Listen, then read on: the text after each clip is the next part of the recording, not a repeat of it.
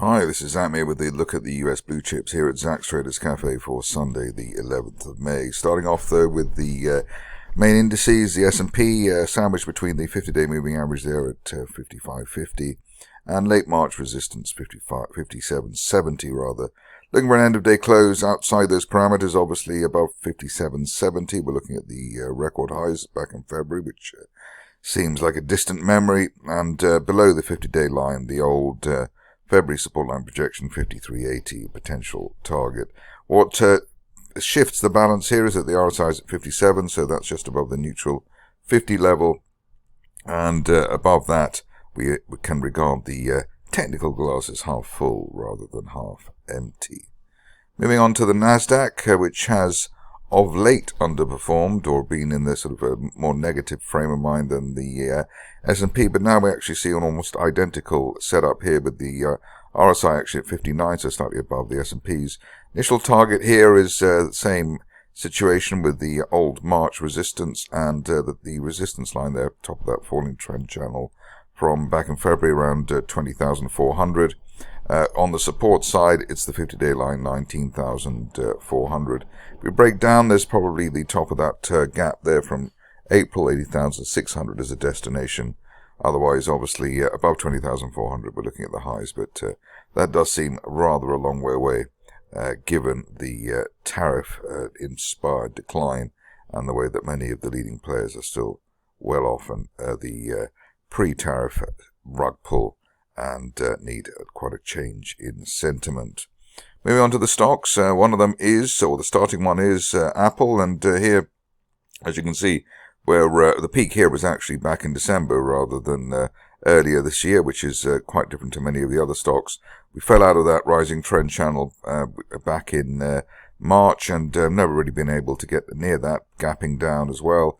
50-day line in the near term, a block on progress at $211, as well as a February resistance line, and it's difficult to see that we will not have to test the recent support there from April around the $190 level, while we are below that 50-day moving average at $211. The other point to note is the RSI is at 43 and well below the neutral 50 level, so that does also hint at further losses.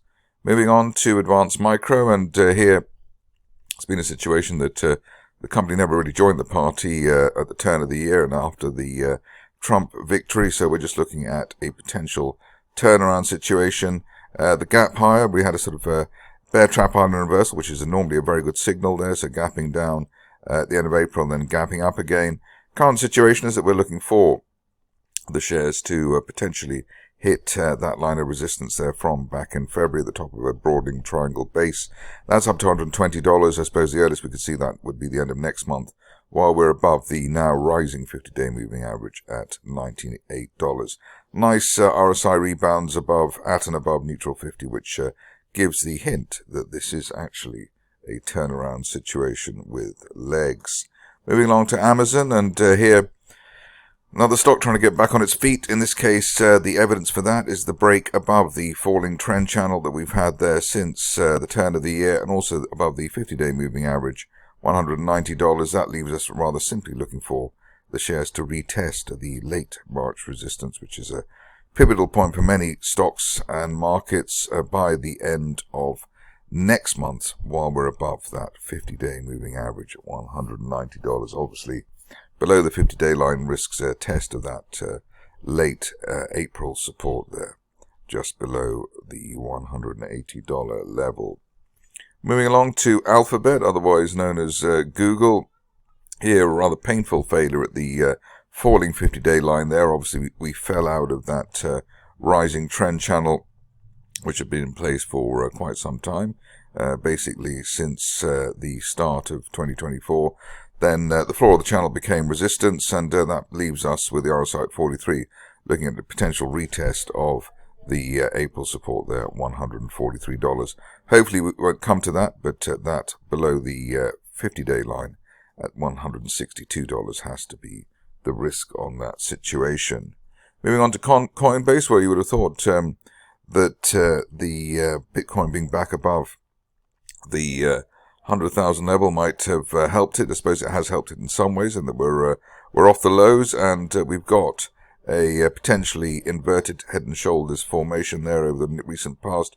The problem is that the neckline resistance on that head and shoulders is around the $212 level, and that's exactly where the shares are falling at the moment. So looking for an end of day close back above that to give us the next level up, the next level to target, which was resistance on the way down at $233. Suppose the earliest that could be seen would be by the end of next month, and we have to stay above the 50-day line, which is still falling just below $190.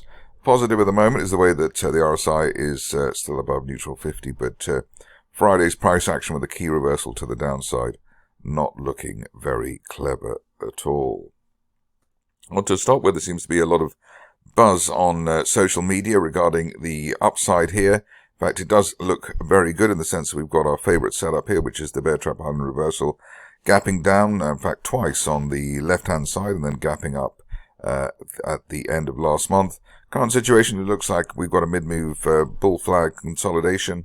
End of day close through Thursday's resistance around $54. Could see us retesting the best levels of the year towards $74 as soon as the end of this month. So looking quite chirpy on that, especially with the rising 50-day line that we have there on the daily chart. Moving on to MicroStrategy rather. Here you can see that we gapped up towards the end of the week, presumably helped by the rise in Bitcoin, which is obviously the religion for this company. Here we've got a rising trend channel that's been in place since September last year. Top of the channel, obviously retesting the peak that we had back in November, $534. And we're looking for that, especially while we're above the old initial 2025 resistance at $404. So nice risk reward given the double gap high that the shares have had over the past week. Moving along to Netflix, where the last time we looked at it, it was on fire, and currently sort of still on fire, but having a little bit of a pause. And here it looks like a mid-move consolidation.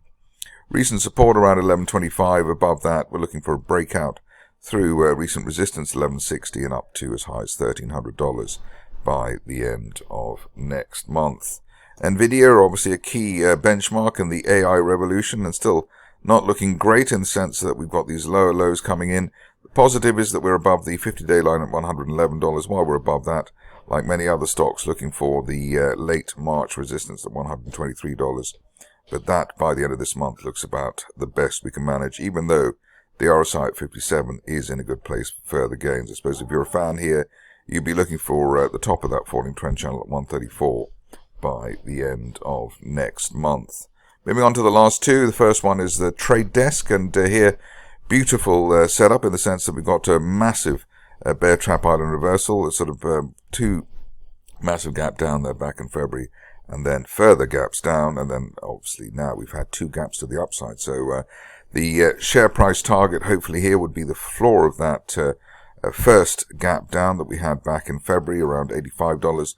Looking for that by the end of this month, while we remain above the neckline resistance there around $63. Any weakness towards that should be regarded, or could be regarded, as a long opportunity. You can see there's been massive bullish divergence as well, so much lower lows there for April, but the RSI already rising sharply, and that does suggest a decent turnaround is on its way, despite the volatility. Finishing off with something which is possibly more passive, which is United Health Group passive in the sense that the shares have been falling like a stone. What's interesting here is that the RSI is now at 23, so ultra oversold, and looking obviously like a disaster zone. But what may be interesting is to see where how much lower, or see where the support came last time for the shares. You can see last time it was around the 380 level. So this could perhaps, if you are brave, be an end of day close buy signal if we get an end of day close back above the old support there from way back in 2021 rather. That was up through 384. So above 384 there could be the chance of a rebound if you don't mind catching falling knives. That's it for me today. More updates tomorrow.